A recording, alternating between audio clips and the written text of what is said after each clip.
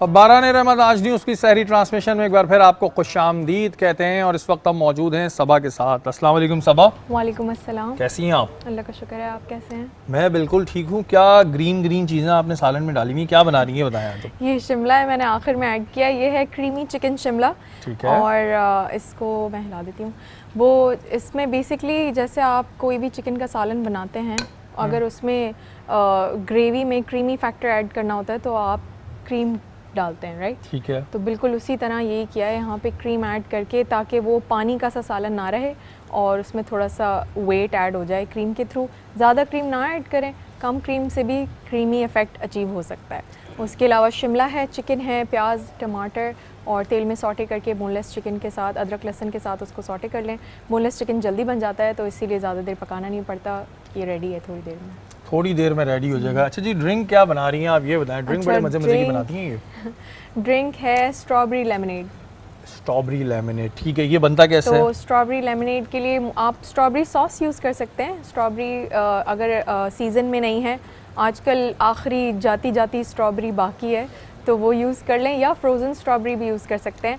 बाकी sauce use करने के लिए इसीलिए मैं रेकमेंड करती हूँ, even when you are using fresh strawberries और फ्रोज़न, सॉस का यूज़ करें क्योंकि वो फ्लेवर उसमें ऐड करते हैं और एसेंस होता है, तो that will give a lift to your drink, whatever drink you are making. जो भी फ्रूट ड्रिंक है, अगर उसका सॉस यूज़ करेंगे तो उसके अंदर वो एसेंस और फ्लेवर होता है ऐड। मोहसिन भाई, वैसे और ममालिक में अगर हम देखते हैं कि जी कोई त्यौहार आता है, बल्कि इनफैक्ट रमज़ान का भी एहतराम और ममालिक में हम देखते हैं कि वहाँ पर जो प्राइसेस हैं वो कम कर दी जाती हैं।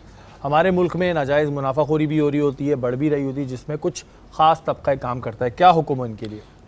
क़ाल अल्लाहु तआला फ़िल क़ुरानिल मजीद वला तआवनु अलल इस्मि वल उद्वान आमनतु बिल्लाहि सदक़ल्लाहुल अज़ीम अल्लाहुम्मा सल्लि अला सय्यिदिना मुहम्मद। सबसे पहली बात, चाहे ज़ख़ीरा अंदोज़ी हो या मुनाफाखोरी हो, आप देख लीजिए कि अल्लाह ताला ने वाज़ेह तौर पर फरमाया कि जो ऐसे काम हैं, इन कामों में एक दूसरे के साथ ताउन मत करा करो जो गुनाह के काम। और फिर अल्लाह के रसूल सल्लल्लाहु अलैहि वसल्लम फरमाया कि जो मुसलमानों के दरमियान चीज़ों के साथ चाहे मुनाफा लेते हों या ज़ख़ीरा अंदोज़ी करते हों, तो अल्लाह के रसूल सल्लल्लाहु अलैहि वसल्लम फरमाते हैं कि ये जो करते हैं तो अल्लाह ताला इन्हें क्या फरमाता है? अल्लाह ताला इनको दो मर्ज़ में मुब्तला करता है। पहला बिलजज़ाम के बर्स होता है ना, जिसे कोड़ का मर्ज़ कहते हैं, वो कोड़ के मर्ज़ में मुब्तला हो जाते हैं अल्लाह ताला के मुताबिक। फिर दूसरी बात जो हुज़ूर ने फरमाई कि सिर्फ कोड़ का मर्ज़ नहीं होता। लोग कहते हैं ना हमें ये मुनाफाखोरी करने से हमें मुनाफा होगा, हमारे पास दौलत आ जाएगी। उसने फरमाया अल्लाह इन्हें अफलास में मुब्तला कर देता है। वल अफलास से क्या मुराद है कि वो जो कमा रहे हैं ना, अल्लाह उनमें से ऐसी बरकत उठाता है कि आखिरकार उन्हें गुर्बत नसीब होती है। तो दो चीज़ें तो शर्त हैं हुज़ूर के हदीस के मुताबिक कि जो शख्स मुनाफाखोरी करे, जो ज़ख़ीरा अंदोज़ी करे, पहला अल्लाह उसे बीमारी देगा, बीमार होगा। दूसरा, वो जो सोच रहा है कि वो दौलतमंद हो जाएगा, दौलतमंद नहीं होगा, बल्कि अल्लाह ताला उसे अफलास यानी गुर्बत में मुब्तला कर देगा। अच्छा मोहसिन भाई देखें, ये तो चले हम बात हमारे सामने आती है कि बीमारियाँ उनको लग जाती हैं, लेकिन जो आपने गुर्बत वाली बात करी, वो गुर्बत आप किस सेंस में बोल रहे हैं? माली गुर्बत उसके पास आ जाएगी या किस? क्योंकि वो लोग तो बहुत अमीर होते रहते हैं, एंड तक अमीर ही रहते हैं। दो बातें इसमें सूफिया ने और उलमा ने फरमाया, गुर्बत से क्या मुराद कि जब अकाउंट है ना नेकियों का, हाँ, वो अकाउंट उनका ख़त्म हो जाएगा। और दुनियावी तौर पे भी है कि आखिर में ऐसा मामला भी रब फरमाएगा, किसी के इतनी ज़्यादती कर दी और अल्लाह गज़ब आ गए तो अल्लाह ताला ऐसे लोगों का भी हाल करता है कि उन्हें दुनियावी तौर पे भी माल जो है इनका जब्त हो जाता है। या आपने देखा होगा कि बहुत से अमीरों के साथ ऐसा धोखा होता है कि उनके वो दिवालिया निकल आता है। अच्छा, ये जो नाजायज़ मुनाफाखोरी करते हैं, इनका ये जो कभी हमारी बात हुई है उनसे, कभी हम छापा मार के पकड़ लेते हैं तो वो कहते हैं कि इसमें गलत क्या है? हमें पता है कि एक चीज़ की कीमत जो है ये आगे जाके बढ़ने वाली है, तो हम वो बहुत सारी ख़रीद के रख लेते हैं, तो इसमें हम तो ये बिज़नेस कर रहे हैं। शरई तौर पर उसूल क्या है ज़ख़ीरा अंदोज़ी का? जो अशिया रोज़मर्रा के आपके इस्तेमाल में हो और ज़रूरत अशिया ऐसी हो कि जो आम ख़रीदार जो ख़रीदता हो, उसमें ज़ख़ीरा अंदोज़ी करना शरई तौर पे बिल्कुल जायज़ नहीं। मिसाल के तौर पर चीनी है, आटा है, अब मिसाल हुकूमत गंदम जो ज़ख़ीरा करती है, जो बाहर से ख़रीदते हैं, आप चना है बाहर से ख़रीदते हैं तो आप ज़ख़ीरा करते हैं। ये ज़ख़ीरा, इससे मुराद क्या होता है कि वो ज़ख़ीरा जो किया जाता है वो इसलिए किया जाता है कि ऐसा ना हो अनाज ख़त्म हो जाए। लेकिन आम तौर पर जो ज़रूरत की अशिया होती हैं, जैसे दूध है, चीनी है, चाय पत्ती है, अगर आप इसको इसलिए रख रहे हैं कि इसमें जब बढ़ोतरी होगी या इजाफा होगा तो फिर मेरा माल ज़्यादा मुनाफे में बिकेगा। तो इस्लाम ने ऐसे शख्स के लिए सख्त ममाने फरमाई कि ऐसा ज़ख़ीरा नहीं करना। क्यों? क्योंकि हुजूर ने फरमाया कि जो शख्स ऐसा करता है, अल्लाह की भी लानत, रसूल की भी लानत, फरिश्तों की भी लानत, चाहे फ़र्ज नमाज पढ़े, नफिल पढ़े, कुछ भी अल्लाह कबूल नहीं फरमाएगा। बिल्कुल जी, क्योंकि अक्सर कभी हमारी बात हो जाती है उनसे तो वही कहते हैं कि ये एक बिज़नेस है, लेकिन मैंने इस्लामी पॉइंट ऑफ व्यू से बता दिया कि ये बिज़नेस नहीं है। शायद मेरा इल्म कम होता तो आप कहते जी आपको इतना इल्म नहीं है, लेकिन मैंने इस वजह से मुफ्ती साहब से सवाल किया। जमाल भाई, जैसे आपने बताया कि 100 से ज़्यादा मार्केट्स आप लोगों के पास हैं, तो इन मार्केटों में एका बहुत होता है, हमने देखा है कभी कभी, लेकिन कुछ जगहों में हम ऐसा देखते हैं कि जी मार्केट वाला किसी बंदे के साथ ज़्यादती कर रहा है, कस्टमर के साथ ज़्यादती कर रहा है, किसी भी पॉइंट ऑफ व्यू से। अगर आप लोगों के पास कोई इसकी शिकायत लाए कि जी मैं फ़लाँ मार्केट में गया था और मेरे साथ ये ज़ाती इस दुकान वाले ने की है, तो उसको जो होता है बंदा, उसको फेवर मिलता है? आप लोग को सपोर्ट करते हैं? नहीं, बिल्कुल फेवर नहीं देते। अगर जो दुकानदार किसी के साथ गलत करता है, जैसे मिसाल के तौर पर कोई कपड़ा ख़राब दे दिया, उसने घर जाके चेक किया कि वो कपड़ा ख़राब है, तो उसको डांटा भी जाता है उस मार्केट के सदर की तरफ से, और वो उसको रिटर्न करा के उसको एक्सचेंज भी कराया जाता है। वो ग्राहक की चॉइस के ऊपर होता है कि वो पैसे रिटर्न लेना चाहे या उसकी जगह कोई नेमल बदल कोई चीज़ लेना चाहे, तो ज़रूर उनकी शिकायत पर अमल किया जाता है। मतलब ऐसा नहीं है कि वो जो कहते हैं कि जी सारे मार्केट वाले चढ़ जाते हैं और फिर प्रेशर देके भगा देते हैं, ये नहीं, ऐसा कुछ भी नहीं है। अगर ऐसा हो तो लाजमी वो मार्केट के सदर से रब्ता करें, ना हो तो हमसे रब्ता करें, ज़रूर उनका अजाला किया जाएगा, जायज़ मुआवजा किया जाएगा। क्योंकि ये अक्सर लोग बड़ा परेशान रहते हैं, शिकायत भी हमें करते दिखाई देते हैं कि यार ये हो गया, लेकिन मैं इस वजह से ये सवाल मैंने किया कि अगर अल्लाह ना करे कभी मार्केट में आपके साथ कुछ हो, तो ये जो अलाइंसेस बनी हुई हैं ये आपको भी फेवर देंगे। ठीक है, वो अपने ताजरों के सपोर्ट के लिए, लेकिन ऐसा नहीं है कि कोई ताजिर अगर आपके गलत कर रहा है तो उसको सपोर्ट नहीं मिलेगी। हकीम भाई, इस वक्त लॉ एंड ऑर्डर की सिचुएशन क्या है? एक ज़माना तो आप लोगों ने ऐसा गुजारा था कि हर घंटे बाद भत्ता दे रहा होता था कोई, बल्कि भत्ते पे भी ऐसे बार्गेनिंग हो रही होती थी जैसे हम सामान ले रहे हैं कि यार इतना नहीं, इतना ले लो भाई। अभी क्या सिचुएशन है?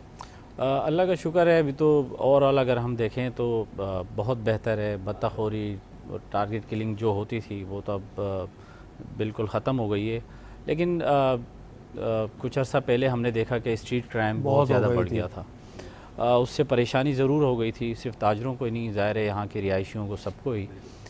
लेकिन उसका हल एक ही निकाला गया कि वो जितने भी हमारी मार्केट्स हैं उसमें हमने सीसीटीवी कैमरों की इंस्टॉलेशन करवाई है। अच्छा, और वो भी ज़ाहिर है जो हमारे सिक्योरिटी इदारे हैं उनकी जानिब से कहा गया कि ताकि अगर कोई भी इस तरह की वारदात होती है, और सबसे पहले तो अगर कैमरा कहीं लगा हुआ हो तो वहाँ कोई जाता नहीं है उस तरफ, कोई वारदात नहीं करता, और इससे बड़ा फ़र्क भी पड़ा है। हाँ, डेफिनेटली। और ये भी ताजरों ने अपनी मदद आप ही किया है। अच्छा, ये भी अपनी मदद? जी, ये भी ताजरों ने खुद ही किया है। और इस मज़े की बात आपको बताऊं, बल्कि नोटिस भेजे गए हैं मार्केट एसोसिएशंस को कि अपने दुकानदारों को पाबंद करें कि वो कैमरे लगवाएं। अगर वो कैमरे नहीं लगवाते तो उनके खिलाफ FIR काटी जाएगी, उनके खिलाफ एक्शन होगा। जबकि ये कोई कानूनी ये कोई चीज़ नहीं होती, लेकिन वो एक प्रेशर, लेकिन हमने वो कैमरे लगवाए आपके फ़ायदे के लिए। जी बिल्कुल, वो कैमरे लगवाएं। लेकिन इसमें मैं एक बात ज़रूर कहना चाहूँगा कि जब भी कोई अभी भी कोई वारदात होती है ऐसी चीज़, तो उसमें रेंजर्स बहुत ज़बरदस्त रोल प्ले करती है। हाँ, तो ज़ाहिर है जब कराची के हालात ख़राब थे 2013 के बाद ऑपरेशन जो शुरू हुआ उसमें रेंजर्स की कुर्बानियाँ हैं, और आज तक रेंजर्स की जो कारकर्दगी है हम बड़े खुश हैं, और उनको खराज तहसीन भी पेश करेंगे। और ज़ाहिर है जो अच्छा काम करता है उनको सपोर्ट भी करते हैं। हमारे सिक्योरिटी इदारों ने कुर्बानियाँ भी दी हैं, हमेशा सपोर्ट भी करते रहेंगे इंशाल्लाह। तो इस वक्त तो अल्लाह का शुक्र है कंट्रोल में है जो बिल्कुल जी। इस प्लेटफॉर्म से बैठ के मैं भी इस बात को एडमिट करता हूँ, क्योंकि मैं भी कराची का रहने वाला हूँ, कि जो रेंजर्स ने काम किया वो एक ज़माने में कराची जो है वो एक जंगल की सूरत इख्तियार कर गया था, लेकिन जो रेंजर्स ने काम किया वो वाकई में खराज तहसीन के काबिल है। और गवर्नमेंट से भी मैं कहूँगा कि देखिए जी, ताजिर जो अपनी मदद आप करता है ना, तो उसके बाद आप उनके टैक्स कम कर दिया करें। ये एक मैं आपको एक सजेशन दे रहा हूँ कि आप उनके टैक्स कम कर दें तो बहुत से मसले जो हैं वो हल हो सकते हैं। अच्छा जी, इस वक्त हमारे साथ सेट पे बड़े दो प्यारे प्यारे से बहन भाई मौजूद हैं, जिनको मैं कहता हूँ सबा के मेहमान। जी सबा, अपने मेहमानों से मिलवाइए हमें। थैंक यू शेरी।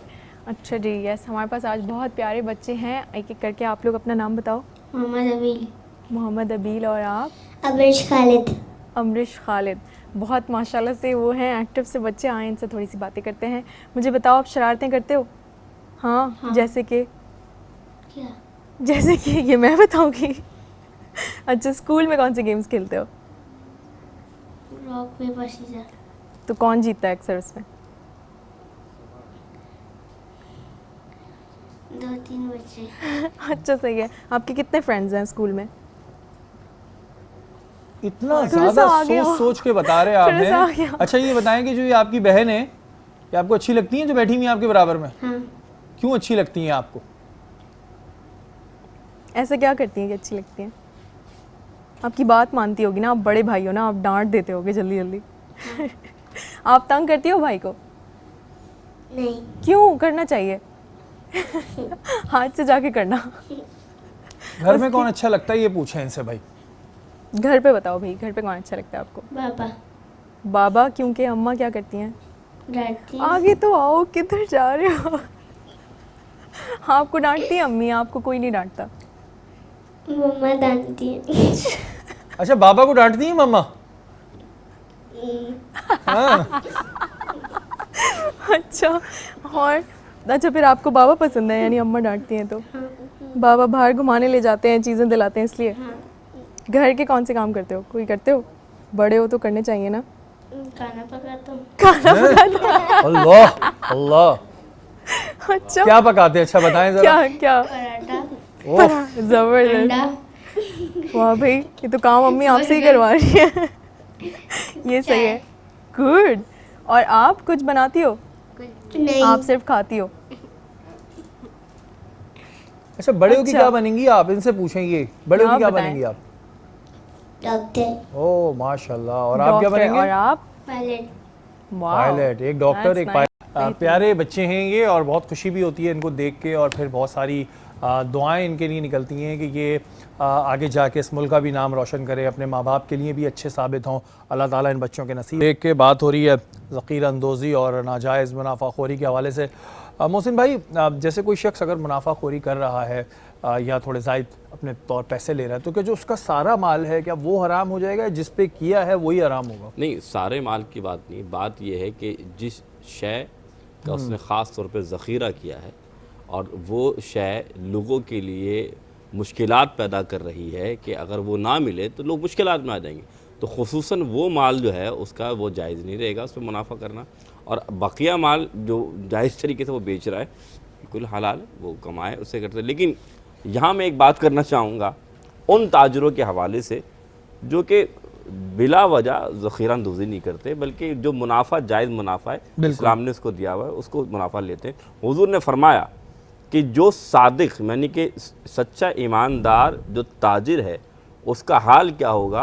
हुज़ूर ने फरमाया मान नबीयीना व सिद्दीकीना व शहदा।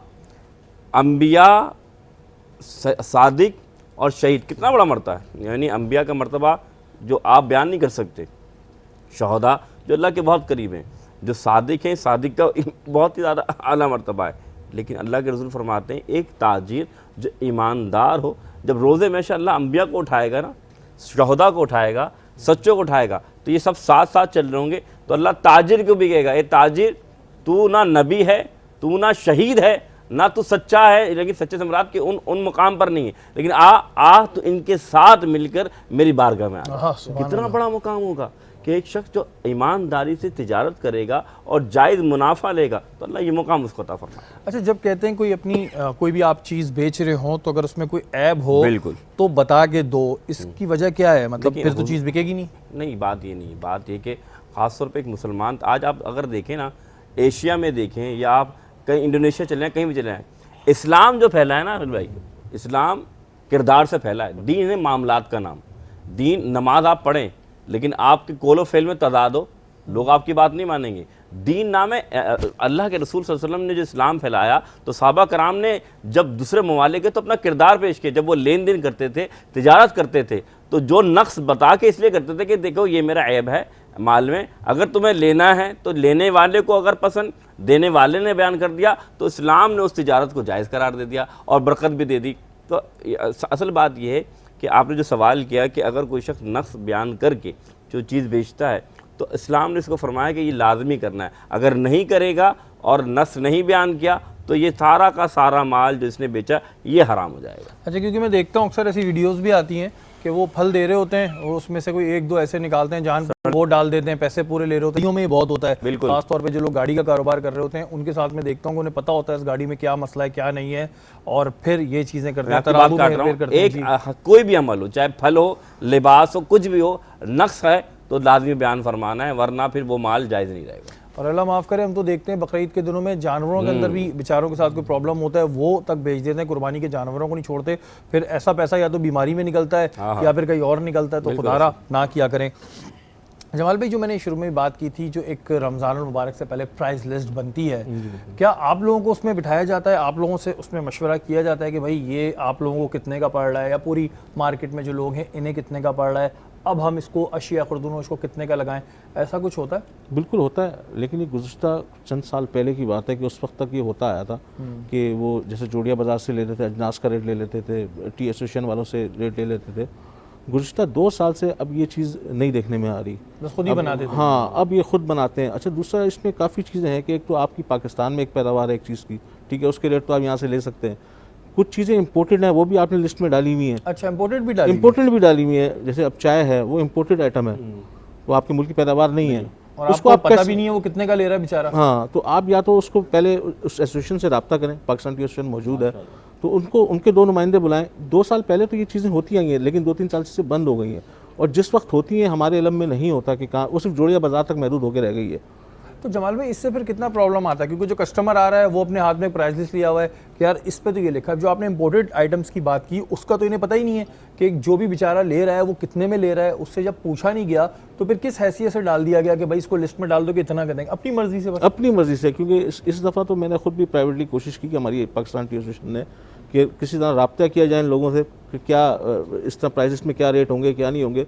वो रेट देते हैं 400 रुपये का, और वो जो इम्पोर्ट होके आती है वो 1000 रुपये किलो आ रही है। हाँ। तो वो अब 600 रुपये का डिफरेंस कैसे दूर कर सकते हैं? या तो 400 रुपये किलो आप हमें दे दें, हम भेज देते हैं, कोई मसला नहीं है। सही बात है। तो आप दुकानदार को बदनाम करते हैं, तो आप 400 रुपये का आप दे देना, तो हम आगे उस पर मुनाफा रख के 10% हम फरोख्त कर देंगे। अब 1000 रुपये का आइटम हम 400 में तो नहीं दे सकते आप, तो आप रब्ता ही नहीं करते आप। अच्छा, और इसके बाद जब आते हैं तो क्या जुर्माने करके चले जाते हैं उन लोगों के ऊपर कि भाई हमने तो लिस्ट में ही लिखा हुआ है, आपने इतना कर दिया, तो जुर्माना भी हो रहा होता है? बिल्कुल, ये जुर्माने लगा देते हैं। फिर उसके बाद अब दूसरी एक कमेटी बना दी उन्होंने सिंध फूड अथॉरिटी के नाम से। आप अपने घर के अंदर भाई 100 बंदे की दावत करें तो आपका किचन ख़राब हो जाता है, तो यहाँ 500 आदमी डेली खाना खा के जा रहा है, थोड़ा सा आप गुंजाइश रखें चीज़ों के अंदर। इतना ना करेंगे भाई आप 500 लोगों का खाना चल रहा है तो आप आगे 2-2 लाख के चलान, 3-3 लाख के चलान, नाजायज़। मतलब कैसे आप, इतनी आमदनी तो नहीं है कि आप किसी एक होटल के ऊपर 3 लाख का चलान कर देते हैं, 2 लाख का चलान कर देते हैं। तो अच्छा, ये मैंने जो ऑब्जर्व किया है वो चालान दिखाने में कुछ होता है, उसके बाद जब आप जाते हैं तो फिर एक सेटिंग होती है, फिर कम पैसे लिए जाते हैं, तो ये भी एक रिश्वत बटोरने का तरीका है। जमाल भाई, इससे तो फिर रमज़ानों में तो फिर ये एक हर वक्त की टेंशन लगी रहती होगी किसी भी ताजिर को, चाहे वो अशिया खुर्दनोश का हो या चाहे वो किसी और काम का हो, फलों वाला हो, ये तो बेचारे को हर वक्त टेंशन लगी रहती होगी कब जी असिस्टेंट कमिश्नर साहब उठ के आएंगे, जिन्हें खुद नहीं पता, आके वो अपने पहले 1-2 इन्फॉर्मर भेजते हैं और आके ठक ठक ठक ठक इतने हैवी जुर्माने के बंदा सुन के बोले कि इसको 3 लाख का जुर्माना लगा दिया, दूध वाला है या कोई बेचारा अशिया खुर्दनोश वाला, उसकी दुकान इतनी सी, आपने जाके 2 लाख का जुर्माना, और बाद में फिर वो अपनी सेटिंग चल रही होती है। बिल्कुल यही होता है ना, रमज़ान के अंदर हमारे ज़्यादातर ताजिर जो परेशान रहते हैं वो इसी प्राइस लिस्ट के ऊपर परेशान रहते हैं कि वो रेट कुछ और होता है, वो बेचते हैं ओरिजिनल रेट के ऊपर है, तो उनके ऊपर चलान जी किसी 5000 किसी 10,000 नॉर्मल दुकानदार के ऊपर। इस तरह जैसे फूड होटल वाले बेचारे, उनके ऊपर लाख रुपए का चलान, 2 लाख का चलान, 3 लाख का चलान। तो फिर इसी तरह वो एसोसिएशन से रब्ता करते हैं, एसोसिएशन फिर ऊपर नीचे फूड अथॉरिटी से रब्ता करते हैं, फिर जहाँ पे जो कॉम्प्रोमाइज़ होता है फिर वो चीज़ें सेटल होती हैं। लेकिन ये एक प्रॉपर तरीका नहीं है। मैं इस बात की बड़ी मजम्मत करता हूँ कि भाई एक प्रॉपर तरीका होना चाहिए कि जब आप कोई प्राइस लिस्ट बना रहे हैं तो आप एसोसिएशन को तो ले लें, जो जिसने बेचनी है, जो ख़रीद के लाया, उसके पास सारे सबूत हैं कि भाई मैं इंपोर्टेड आइटम तो इस वजह बात कर रहा हूँ कि इंपोर्टेड आइटम आप डाल किस बेस पे रहे, लेकिन आप फिर वो पूरी लिस्ट को चेक करते नहीं, अपने तौर पर डाल देते हैं और फिर ये जुर्माने होते रहते हैं, जिसकी वजह से जो बेचारा ताजिर तबका है ये रमज़ान मुबारक में स्पेशली वो इन प्रॉब्लम्स की वजह से भी परेशान रहता है, बिज़नेस में ध्यान नहीं लगता है। मैंने देखा है कई दफ़ा लोग जो होते हैं वो लड़ने झगड़ने पर उतर आते हैं और रीज़न यही है कि जब नाजायज़ जुर्माने लगाए जाएंगे तो फिर ये चीज़ें होंगी। वक्त तो एक ब्रेक का, ब्रेक के बाद